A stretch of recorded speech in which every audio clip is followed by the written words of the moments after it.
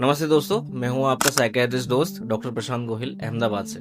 और आज मैं आपको एक ऐसी दिमागी बीमारी के लक्षण के बारे में बताने वाला हूं जिसे हम में से हर कोई लाइफ में कभी ना कभी एक्सपीरियंस करेगा। और आने वाले टाइम में हर घर में एक या दो मरीज ऐसे जरूर होंगे जो इस बीमारी का शिकार होंगे। मैं बात कर रहा हूं एंजाइटी डिसऑर्डर की, जिसे हम टेंशन या घबराहट समझ के इग्नोर कर देते हैं। पर यकीन मानिए, ये सिर्फ एक मामूली टेंशन नहीं है। अगर आपको लग रहा है कि आपका दिल बिना वजह तेजी से धड़कता जा रहा है, या फिर आपको रात को ठीक से नींद नहीं आ रही है और दिमाग में एक के बाद एक विचार आते ही रहते हैं और उन विचारों के जाल में आप और अंदर फंसते जा रहे हो, तो सावधान हो जाइए। ये एंजाइटी डिसऑर्डर की शुरुआत हो सकती है। और इससे पहले कि ये आगे बढ़े, इसे आइडेंटिफाई करके पहले ही ठीक कर दो, ताकि उसकी सीवियरिटी बढ़ ही ना पाए। मैं चाहता हूं कि आप अपने आप से एक सवाल पूछें कि क्या आप वाकई थक चुके हैं या फिर आपका दिमाग आपको थका रहा है। क्योंकि एंजाइटी कोई ऐसी चीज नहीं है जो सिर्फ दिमाग में होती है, ये आपकी बॉडी के हर हिस्से को कमजोर कर देती है। और अगर इसे सही वक्त पे नहीं समझा गया तो ये आपके करियर, आपकी हेल्थ और आपकी रिलेशनशिप को पूरी तरीके से तबाह कर सकती है। अब थोड़ा धीरे धीरे समझते हैं कि ये एंजाइटी एक्चुअली है क्या और ये कैसे शुरू होती है। इमेजिन कीजिए कि आप रास्ते पे चल रहे हैं और अचानक आपके पीछे कुत्ता पड़ जाता है, तो क्या होगा? आपका माइंड तुरंत ही फाइट या फ्लाइट मोड एक्टिवेट कर देगा। मतलब या तो आप कुत्ते को भगाने आगे बढ़ोगे या तो फिर आप खुद भागने लग जाओगे। दोनों ही कंडीशन में आपकी बॉडी रिएक्ट करेगी। दिल तेज धड़कने लगेगा, सांस फूलने लगेगी, पसीना आएगा, हाथ कांपने लगेंगे। ये सर्वाइवल इंस्टिंक्ट है। अब सोचो कैसा हो अगर किसी को ये वाले सिम्टम्स 24 घंटे आते रहे। कोई थ्रेट नहीं है, फिर भी उसको पूरा टाइम थ्रेटन महसूस हो रहा है। एंजाइटी में प्रॉब्लम ये होती है कि कोई कुत्ता पीछे नहीं होता, फिर भी आपकी बॉडी वैसे ही रिएक्ट करती है 24 घंटे। आपको लगता है कि कुछ बुरा होने वाला है, एक कांस्टेंट डर बना रहता है जिसका कोई क्लियर रीजन नहीं होता। कई बार लोग मुझसे पूछते हैं कि डॉक्टर साहब, हमें तो बस एसिडिटी रहती है या सिर दर्द रहता है, ये एंजाइटी कैसे हो सकती है? तो दोस्तों, हमारा दिमाग और शरीर एक दूसरे से जुड़े हुए रहते हैं।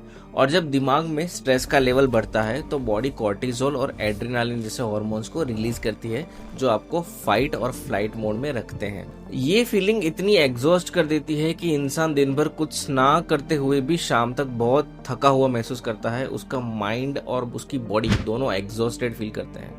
इसका असर सिर्फ फिजिकल नहीं होता, बल्कि आपके डिसीजन मेकिंग पर भी पड़ता है। आप छोटी छोटी बातों पे घबराने लगते हो और हर सिचुएशन का सबसे बुरा आउटकम सोचने लग जाते हो, जिसे हम क्लिनिकल लैंग्वेज में कैटास्ट्रोफाइजिंग कहते हैं। मैं आपको मेरे एक पेशेंट की कहानी सुनाता हूँ, जिसका नाम हम राहुल रख लेते हैं ताकि उसकी आइडेंटिटी सीक्रेट रहे। राहुल एक बहुत ही सक्सेसफुल आईटी प्रोफेशनल है। उसकी सैलरी अच्छी थी और फैमिली भी खुश थी, लेकिन पिछले 2 सालों से उसको अजीब सी बेचैनी फील होने लगी। शुरू शुरू में उसको ये लगा कि शायद काम का प्रेशर ज्यादा है, इसलिए उसको रात को नींद नहीं आती। तो उसने सोचा कि थोड़ा कॉफी कम कर दूंगा तो सब ठीक हो जाएगा। लेकिन धीरे धीरे सिम्टम्स बढ़ने लगे। उसे मीटिंग के बीच में ऐसा लगने लगा जैसे उसका दम घुट रहा है और उसके हाथ पांव कांपने लगे। उसने सोचा कि शायद उसे हार्ट की कोई प्रॉब्लम हो गई है। उसने ईसीजी, टीएमटी करवाया, ब्लड टेस्ट कराया, लेकिन सब रिपोर्ट्स नॉर्मल आए।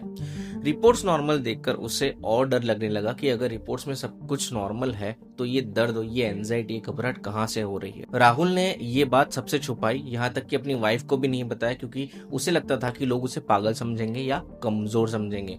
उसने सोशल गैदरिंग्स में जाना बंद कर दिया, दोस्तों से मिलना बंद कर दिया, क्योंकि उसे डर लगता था कि कहीं उसे लोगों के बीच में पैनिक अटैक ना आ जाए। इसका असर उसके काम पर पड़ा। वो डेडलाइंस मिस करने लगा क्योंकि उसका फोकस 0 हो गया था। एक दिन ऑफिस में एक बड़ी प्रेजेंटेशन के दौरान उसे इतना बड़ा पैनिक अटैक आया कि उसको हॉस्पिटल ले जाना पड़ा। उस दिन उसे रियलाइज हुआ कि जिसे वो सिर्फ स्ट्रेस समझ रहा था, वो दरअसल एक सीवियर एंजाइटी डिसऑर्डर था, जिसने उसकी पूरी लाइफ को होल्ड पर रख दिया था। राहुल ने 2 साल तक सिम्टम्स को इग्नोर किया और उन 2 सालों में उसने अपना प्रमोशन खो दिया और उसके रिश्ते भी खराब होने लगे, क्योंकि वो हमेशा चिड़चिड़ा रहने लगा। राहुल की कहानी इसलिए मैंने सुनाई क्योंकि हम में से बहुत सारे लोग वही गलती कर रहे हैं जो उसने करी। हम अपने फिजिकल सिम्टम्स जैसे कि chest pain, stomach issues, muscle में खिंचाव या बार बार बाथरूम आना, इन सबको तो चेक करवाते हैं, लेकिन ये नहीं सोचते कि इनकी जड़ हमारे दिमाग में हो सकती है। एंजाइटी के लक्षण हर किसी में अलग अलग हो सकते हैं। किसी को बहुत गुस्सा आता है तो कोई बिल्कुल चुप हो जाता है। कुछ लोग ओवर ईटिंग करने लगते हैं तो कुछ लोगों को भूख लगना ही बंद हो जाता है। लेकिन एक चीज बहुत कॉमन है और वो चीज है कांस्टेंट व्हाट इफ का लूप। क्या होगा अगर मेरी जॉब चली जाए? क्या होगा अगर मुझे कोई बीमारी हो जाए? क्या होगा अगर मेरे अपनों को कुछ हो गया? ये सवाल दिमाग को दीमक की तरह खाते रहते हैं।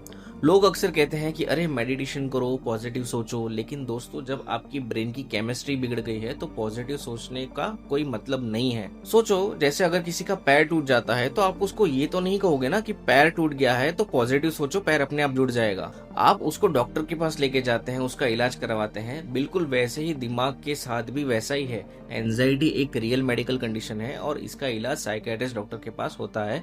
वो थेरेपी और मेडिसिन के जरिए आपका ट्रीटमेंट करते हैं, आपकी केमिकल इम्बैलेंस जो हुआ है ब्रेन में उसको ठीक करके देते हैं। मैं आपको एक फैक्ट बताना चाहता हूँ कि अगर आपने इन सिम्टम्स को इग्नोर किया तो क्या होगा। शुरुआत में सिर्फ एक घबराहट सी हो सकती है, लेकिन वक्त के साथ ये क्लिनिकल डिप्रेशन में भी बदल सकता है। आपका इम्यून सिस्टम कमजोर हो सकता है, जिसकी वजह से आप बार बार बीमार पड़ सकते हो। लॉन्ग टर्म में एंजाइटी, हाई ब्लड प्रेशर और हार्ट डिजीज का रिस्क भी बढ़ा सकती है। सबसे दुख की बात यह है कि आप अपनी ही जिंदगी में एक स्पेक्टेटर के जैसे बन के रह जाते हो।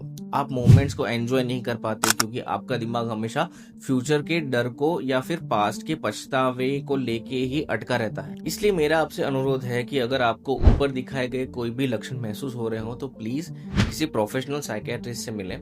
साइकियाट्रिस्ट से मिलने का मतलब ये नहीं होता कि आप पागल हो गए हो। इसका मतलब ये होता है कि आप समझदार हो और आप अपनी मेंटल हेल्थ की परवाह करते हैं। हम साइकियाट्रिस्ट आपको थेरेपी, काउंसलिंग और अगर जरूरत पड़े तो मेडिसिन के जरिए ठीक कर सकते हैं, इन दलदल से निकाल सकते हैं। राहुल ने भी ट्रीटमेंट लिया और आज वो फिर से वैसा ही कॉन्फिडेंट और खुश मिजाज इंसान बन गया है जैसा वो पहले था। उसने सीखा कि एंजाइटी को कंट्रोल कैसे किया जाता है, बजाय इसके कि एंजाइटी आपको कंट्रोल करे। याद रखिए, आपका दिमाग आपका सबसे बड़ा एसेट है। इसका ख्याल रखना आपकी जिम्मेदारी है। अगर आपको लग रहा है कि आप स्ट्रगल कर रहे हैं तो आप हेल्प मांगने में शर्म मत कीजिए, क्योंकि सही वक्त पे लिया गया एक कदम आपको सालों की तकलीफ से बचा सकता है। अब जब आपने एंजाइटी के सिम्टम्स को पहचान लिया है तो एंजाइटी में इंस्टेंट रिलीफ देने वाली टेक्निक भी जान लीजिए, जिसे मैंने इस वीडियो में अच्छे से समझाया है। यहाँ पे क्लिक करके आप वीडियो देख सकते हैं। हम मिलते हैं अगले वीडियो में, तब तक के लिए take care of your mental health.